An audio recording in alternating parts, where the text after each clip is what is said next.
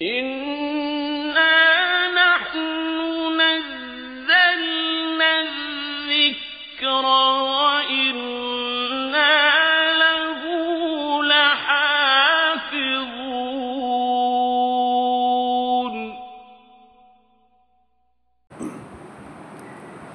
أعوذ بالله من الشيطان الرجيم. بسم الله الرحمن الرحيم. قل لا أجد فيما أوحي إلي محرما على طاعم يطعمه إلا أن يكون ميتة أو دما مسفوحا أو لحم خنزير فإنه رجس أو فسقا أهل لغير الله به فمن اضطر غير باغ ولا عاد فإن ربك غفور رحيم. صدق اللہ العظیم.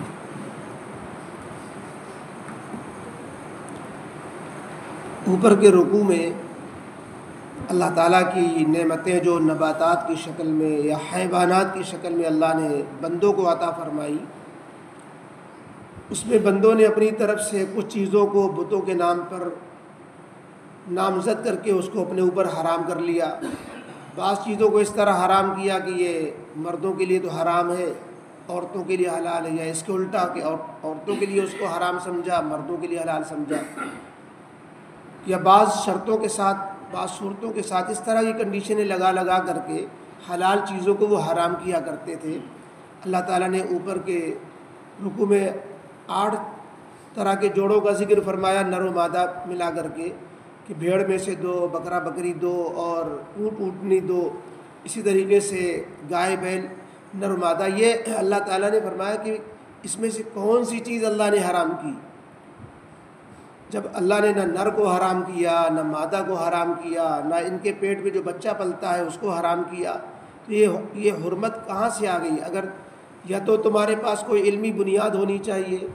کسی پیغمبر کا ارشاد ہوتا، کوئی نبی کی تعلیم ہوتی، یا یہ کہ تم خود ہی اللہ تعالیٰ سے لے کر چلے آئے کہ اللہ تعالیٰ جب حلال حرام کرنے بیٹھا تو تم وہاں موجود تھے.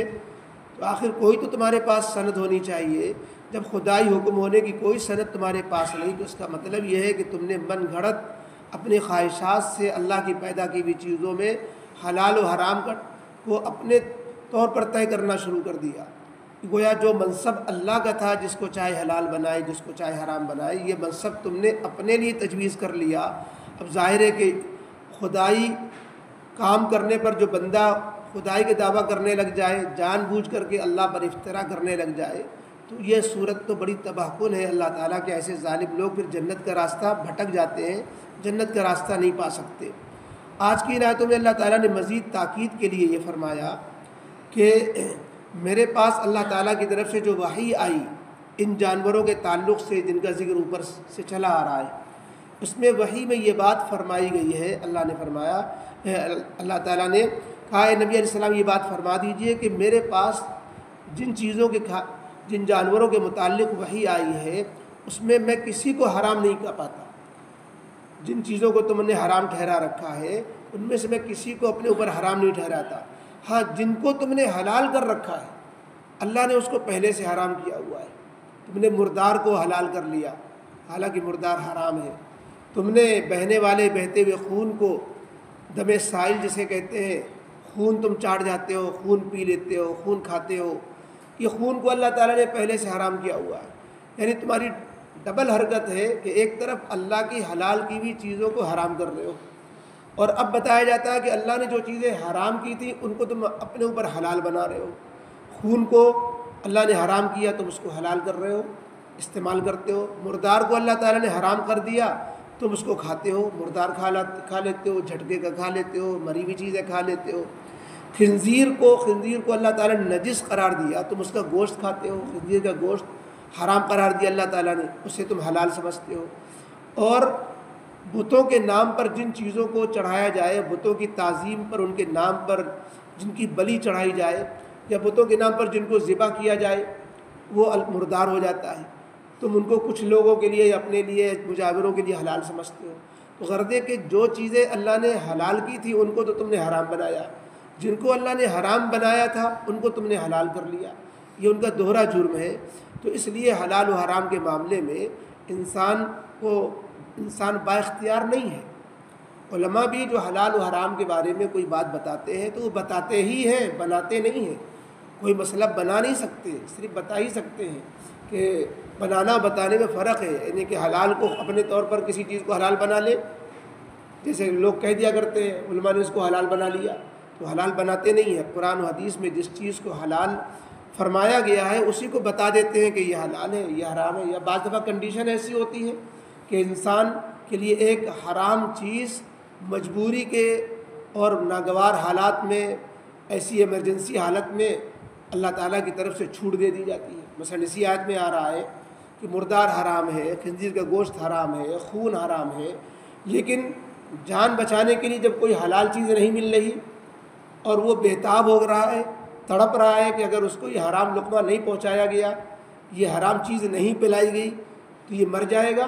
تو جان بچانے کے لیے اللہ نے فرمایا کہ جب کہ تم اپنی خواہش سے نہیں اور ضرورت سے زیادہ نہیں، اپنی جان بچانے کے لیے ایمرجنسی میں اگر اس کو استعمال کرو تو اللہ کیا تمہاری پکڑ نہیں ہوگی۔ یہ نہیں کہ وہ حرام حلال ہو گیا، لیکن اس کی گنجائش نکل آئی۔ تو اس طرح کے غیر اسلامی حکومتوں میں بہت سی ایسی صورتیں پیدا ہو جاتی ہیں، اور وہ اپنے طور سے طے نہیں کر سکتا، نہ اس کو عمومی مسئلہ بنایا جاتا ہے۔ وہ ایگزیکٹ چیز ہوتی ہے، ایمرجنسی ایگزیکٹ بولتے ہیں، کہ وہ اس ہنگامی اور ناگہانی حالت سے کیسے نکالا جائے اپنے کو۔ تو بعض دفعہ جو ہے بینک کے سود کے مسائل اس سے پیدا ہوتے ہیں، اس میں بعض لوگوں کے لیے تنگی کے حالات میں کچھ مسائل کی گنجائش بنتی ہے۔ اسی طریقے سے مردار کھانے، شراب کا ایک آدھ قطرہ بنانے، یا جو علاج کے طور پر کسی ناجائز چیز کا علاج کرنے، یا جیسے عام طور پر کہ مریض کی جان بچانے کے لیے خون چڑھایا جاتا ہے، خون دیا بھی جاتا ہے، خون خریدا بھی جاتا ہے، خون بیچا بھی جاتا ہے،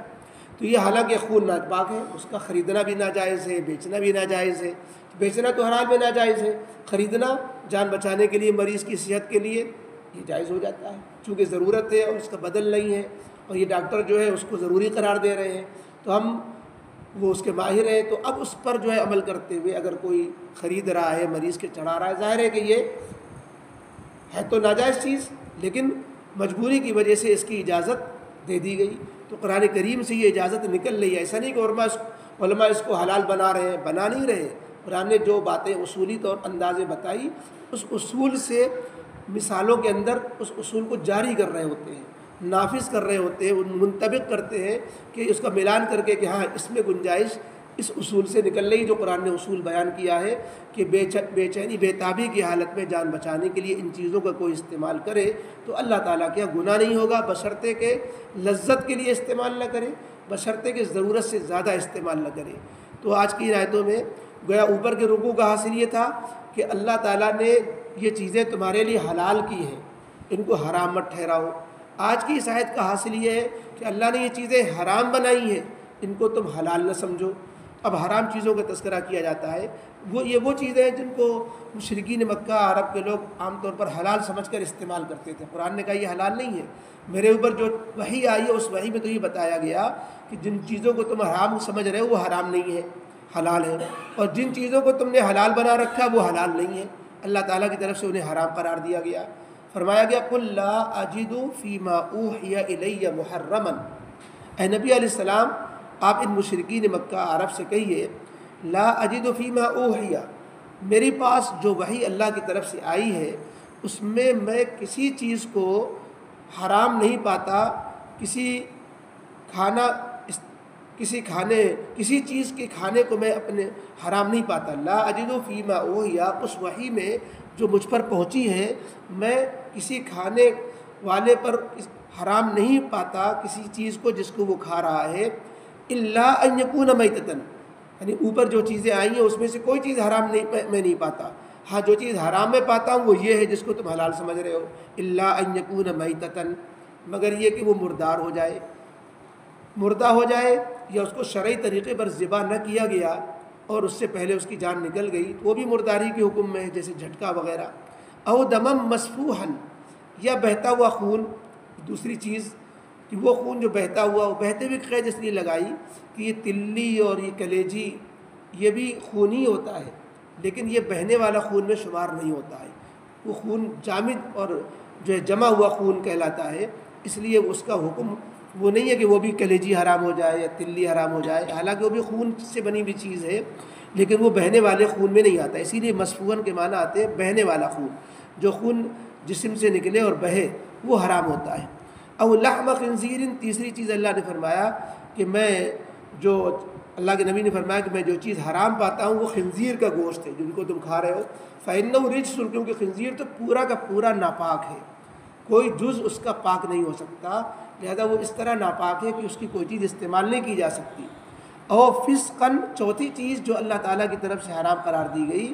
وہ جس کو شرک کے طور پر جو جانور متعین کر دیا گیا، اہل لغیر اللہ بھی، جس میں ذبح کے وقت اللہ کے علاوہ کا نام لیا گیا۔ اب جب ظاہر ہے کہ ذبح کے وقت اللہ کے علاوہ کا نام کوئی مسلمان بھی لے گا تو وہ مردار ہو جائے گا جانور، اور اللہ کے علاوہ کا نام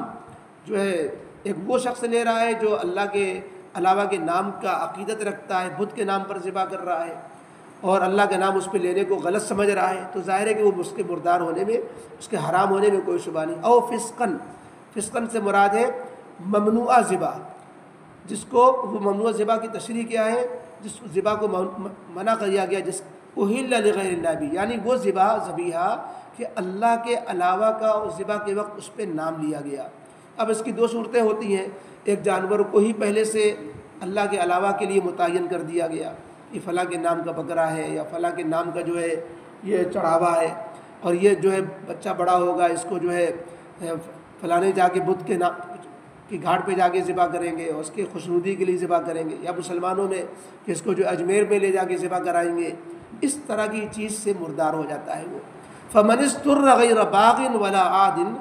آگے اللہ تعالیٰ نے چھوٹ اور گنجائش بتائی کہ اللہ نے یہ چیزیں حرام کی، لیکن اس میں یہ بھی سہولت رکھی کہ فمن اضطر، کہ جو بےتاب ہو جائے، بھوک سے بےتاب ہو جائے، یا کسی علاج میں اس کے کوئی علاج بے اثر ہو جائے اور ناپاک چیز اور کے علاوہ کوئی چیز علاج میں مفید ثابت نہ ہو رہی ہو، فمن اضطر، جو بےتاب ہو جائے، بے چین ہو جائے، غیر باغ، بشرطے کہ وہ جو ہے خوشی سے اس کا استعمال کرنے والا نہ ہو، ولا عادل، اور ضرورت سے زیادہ اس کا استعمال کرنے والا نہ ہو، حد سے تجاوز کرنے والا نہ ہو، تو ان چیزوں کے استعمال پر اللہ کیا پھر پکڑ نہیں ہوگی، شرط پوری ہونے پر جب ان چیزوں کا استعمال کرے گا۔ فإن ربک غفور الرحیم، کیونکہ تیرا رب مجبوریوں کو جاننے والا ہے، بہت معاف کرنے والا، بہت مہربان ہے۔